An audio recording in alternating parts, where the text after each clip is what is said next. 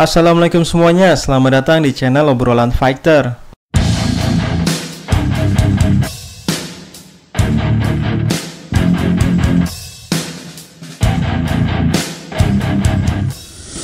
Gue berterima kasih banyak kepada Charles Oliveira yang telah menyelamatkan divisi ini menjadi divisi yang paling kompetitif dan paling keras persaingannya di dunia.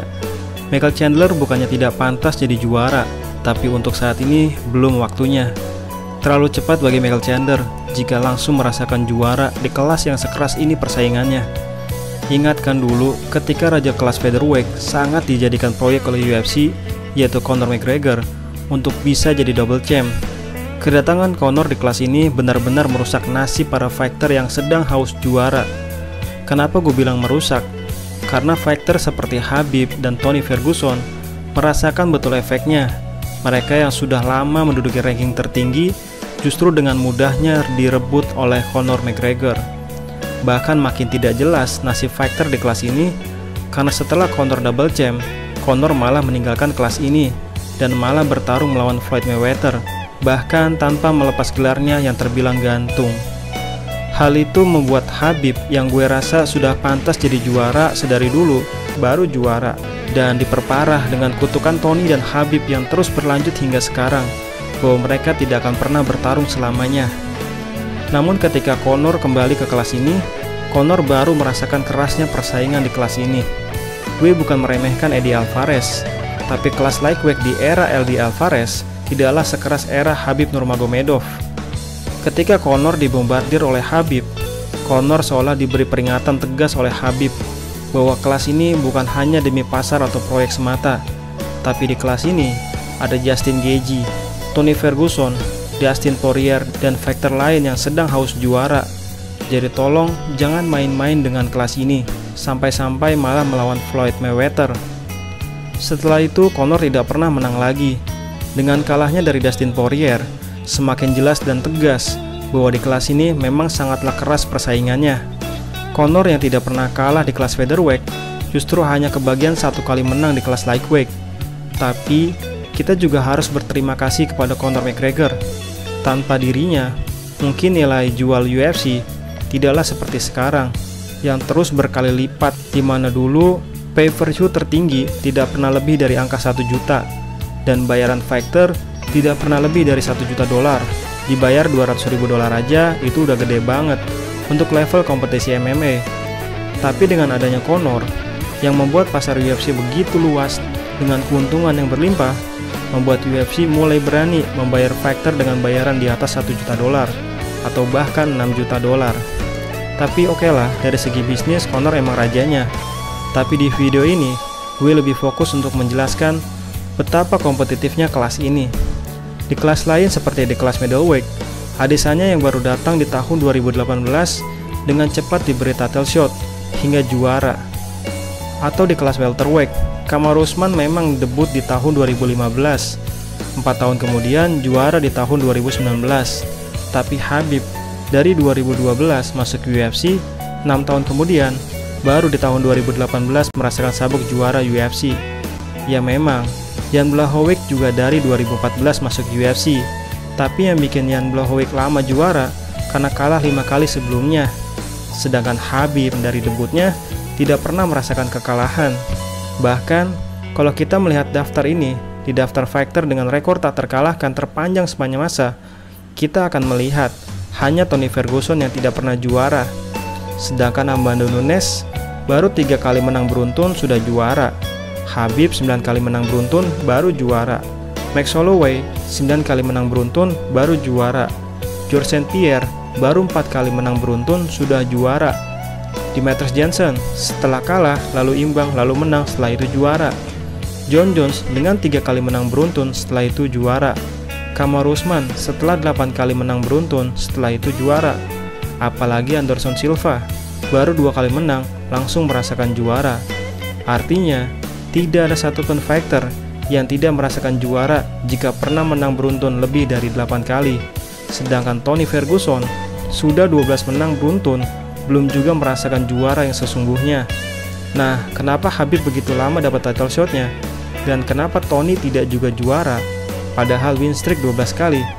Oke, akan gue bahas sedikit sejarah kelas ini. Jadi begini ceritanya. 2007 Nate Diaz sudah debut di kelas ini. 2011 Tony debut di kelas ini. 2012 Khabib debut di kelas ini. Nah, di April 2014 dimulai dari Khabib. Khabib di ranking 7, menang dari Rafael dos Anjos di ranking 5. Lalu di bulan September 2014, Eddie Alvarez baru masuk UFC dan langsung kalah dari Donald Cerrone. Desember 2014, Nate Diaz di ranking 14 kalah dari Rafael dos Anjos di ranking 3. Sedangkan Tony Ferguson sepanjang 2014 bertarung dan menang 3 kali pun belum juga masuk 10 besar dan selalu diberi lawan non-ranking karena memang saking ketatnya persaingan di kelas ini. Lalu di tahun 2015, yaitu di bulan Maret, karena 3 kemenangan beruntunnya, Rafael dos Anjos maju melawan sang juara dan menang atas Anthony Pettis. Bulan Juninya, Eddie Alvarez di ranking 10 menang atas Gilbert Melendez yang waktu itu di ranking 4. Bulan Julinya, Tony Ferguson yang waktu itu di ranking 11 menang atas Josh Thompson yang waktu itu di ranking 9. 11 Desembernya, Tony Ferguson yang waktu itu di ranking 7 menang atas Edson Barbosa yang waktu itu di ranking 6. 12 Desembernya, Conor McGregor juara di kelas featherweight setelah mengalahkan Jose Aldo. 19 Desembernya, Rafael dos Anjos kembali mempertahankan gelar setelah menang dari Donald Cerrone. Dan di event yang sama, Nate Diaz menang atas Michael Johnson. Dan karena menyadari Conor akan datang di kelas ini, Nate Diaz pun langsung menantang Conor McGregor. How do you feel about it? Fuck that! Conor McGregor, you're taking everything I work for, motherfucker! I'm gonna fight your fucking ass! You know what's the real fight? What's the real money fight is me! Not these clowns that you already punked at the press conference. Don't no one want to see that, you know you beat them already. That's the easy fight. You want that real shit right here. Hey, and I'm not... Unfortunately, you can't talk like that on Fox! Dan sepanjang 2015, Khabib selalu batal bertarung karena cedera, termasuk batal melawan Tony Ferguson.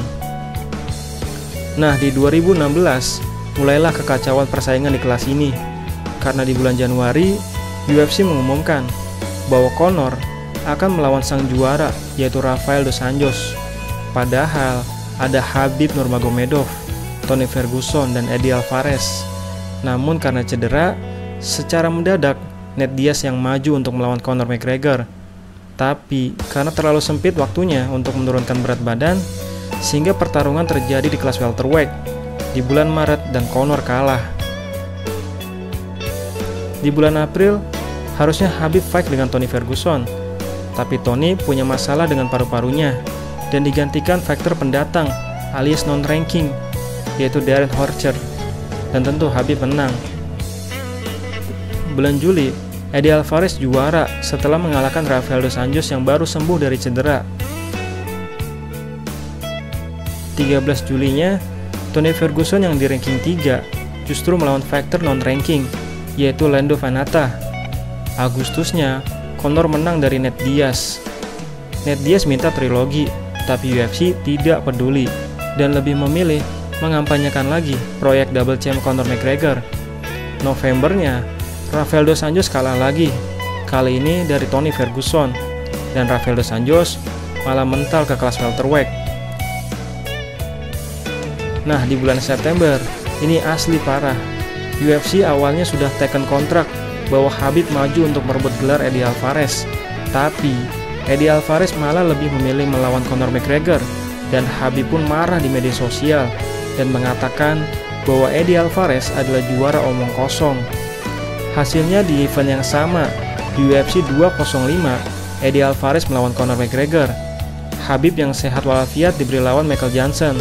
Alhasil, tangan Michael Johnson pun patah dan Conor McGregor pun meraih double champ. Di tahun 2017, nah setelah double champ, Conor begitu saja pergi dan memilih bertarung dengan Floyd Mayweather yang meninggalkan kelas ini tanpa melepas gelarnya. Daripada kosong tanpa ada perebutan sabuk, Khabib dijadwalkan lagi bertarung dengan Tony Ferguson, tapi Khabib mundur karena tiramisu. Maka Tony pun dijadwalkan bertarung dengan Kevin Lee untuk sabuk interim, dan Tony pun menjadi juara sementara. Setelah itu di bulan Desember, Khabib melawan Edson Barbosa yang waktu itu di ranking 4. Dan Khabib pun menang.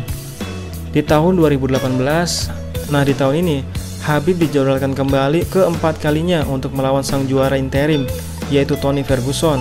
Tapi Tony mundur karena tersandung kabel. Maka Tony digantikan oleh Max Holloway. Tapi karena penurunan berat badan yang ekstrim, Max mundur dan secara mendadak Al Iaquinta maju melawan Khabib. Maka Khabib pun menjadi juara interim. Nah, di tahun ini, Conor tidak punya alasan lagi untuk tidak bertarung dengan fighter yang paling lapar akan gelar juara di kelas ini, yaitu melawan Khabib Nurmagomedov. Maka di bulan Oktober, Khabib membombardir Conor McGregor sejadi-jadinya. Namun di event yang sama, Tony nggak ada halangan apapun dan menang brutal atas Anthony Pettis. Dan di tahun 2018, Dustin Poirier di kelas ini mengantongi 8 kemenangan, 1 kekalahan dan 1 kali no contest. Dan di tahun ini, Charles Oliveira memulai rekor tak terkalahkannya. 2019, Conor mengumumkan pensiun. Bulan Juni, Tony menang atas Donald Cerrone yang waktu itu di ranking 4. Waktu itu, Max Holloway harusnya melawan Khabib Nurmagomedov, tapi karena Khabib masih dalam masa hukuman atas kerusuhan di UFC 229, maka Dustin Poirier yang maju melawan Max Holloway, dan Dustin pun menjadi juara sementara, sedangkan Max Holloway mental lagi ke kelas featherweight. Septembernya, Dustin akhirnya bertarung dengan Khabib, namun kalah via submisi. 2020, Conor McGregor comeback, namun bukan melawan Khabib, tapi malah naik ke kelas welterweight dan melawan Donald Cerrone. Bulan Mei-nya, harusnya Tony melawan Khabib Nurmagomedov, tapi batal lagi. Kali ini karena peraturan lockdown, dan Khabib digantikan oleh Justin Gaethje, di mana Justin Gaethje menang via TKO. Sedangkan Dustin Poirier menang atas Dan Hooker. Sedangkan Charles Oliveira, sejak 2018, Oliveira menang 8 kali beruntun. Lalu Khabib pun menang atas Dustin Gaethje, lalu pensiun. Dan masih banyak lagi cerita di tahun 2021. Sehingga dengan mengetahui sejarahnya, kita melihat betapa kerasnya persaingan di kelas ini, di mana Khabib, Tony, Dustin Poirier, Justin Gaethje, dan Charles Oliveira punya sejarah panjang di kelas ini. Jadi wajar, Charles Oliveira pun menangis ketika mendapatkan sabuk ini, di mana Oliveira kembali membuat bangga para fighter Brazil dan para praktisi Brazilian Jiu-Jitsu. Dan bicara Tony Ferguson, entah kenapa gue paling benci sama orang yang bilang kalah ya kalah aja dan melupakan sejarah fighter tersebut.